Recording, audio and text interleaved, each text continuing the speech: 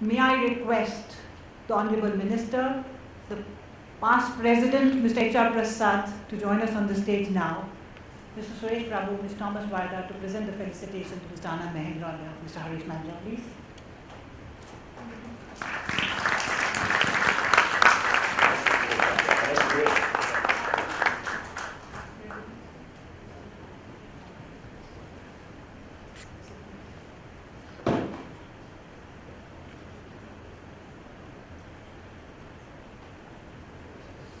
Ladies and gentlemen, the reason we are here is because of visionaries like them. Please give them a big hand and a standing ovation.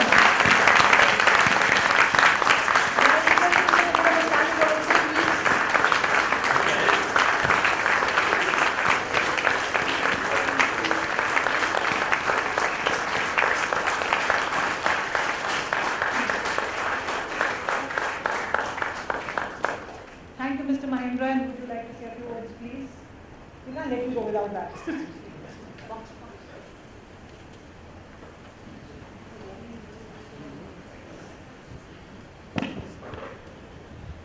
Thank you very much.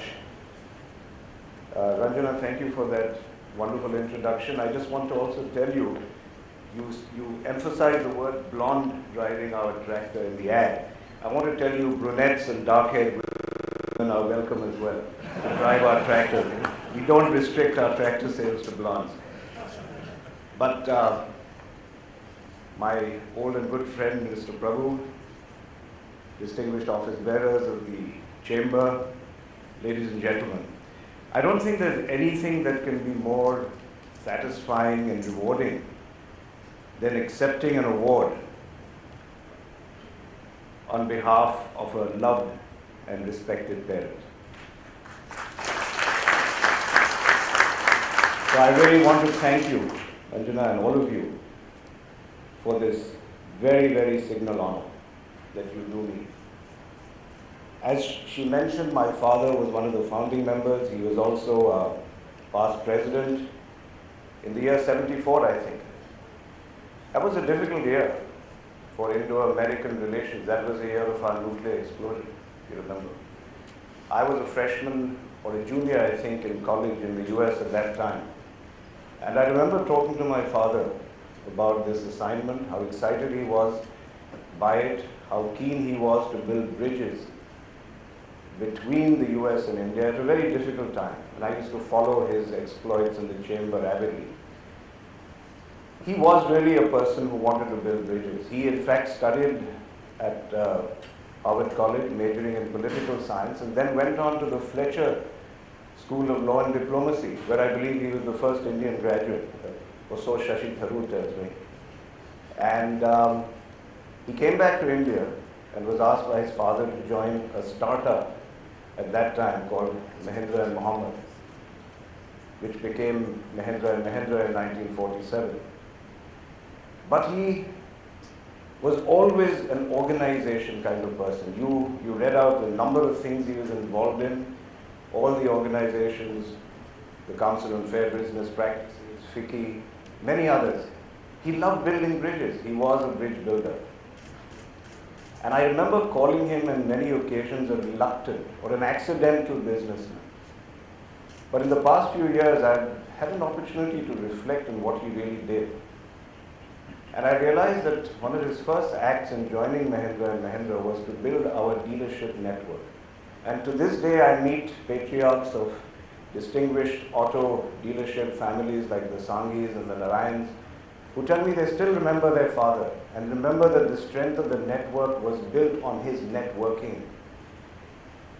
And then he was instrumental in building a relationship with Edgar Kaiser of the Kaiser Jeep Corporation, from where we got our technology for Jeeps. It's a family where we still keep relations 4 generations on, thanks to his instincts for building friendships.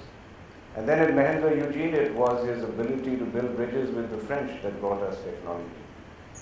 So when I reflected, I realized this incredible gift he had of building communities wherever he went was in fact the precise skill that you need today to build successful businesses.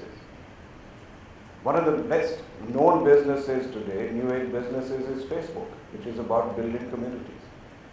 It's about sharing, building communities in all industries that is leading to new opportunity, whether it is Uber or WhatsApp. And I began to rethink his legacy. And then I also realized that in the most challenging times that I've faced in the last few decades, it was not my MBA skills which pulled me through. It was not knowing how to do a DCF or to read a balance sheet or to understand the Porter framework. It was those conversations I would have with my father about people and about dealing with people and about how to look only for the good in people and how to look at managers for what they could do best, not what they were doing wrong. How to meet challenges, how to meet a crisis. There's incredible patience and fortitude in meeting crises. And I realized that the most challenging times, it was his voice in my ear that came back and gave me strength and skill. So in a sense, all I want to say today to him, wherever he is that Dad, this is probably the most appropriate occasion on which to acknowledge you were certainly no accidental businessman. You were the consummate new age businessman. Thank you very much.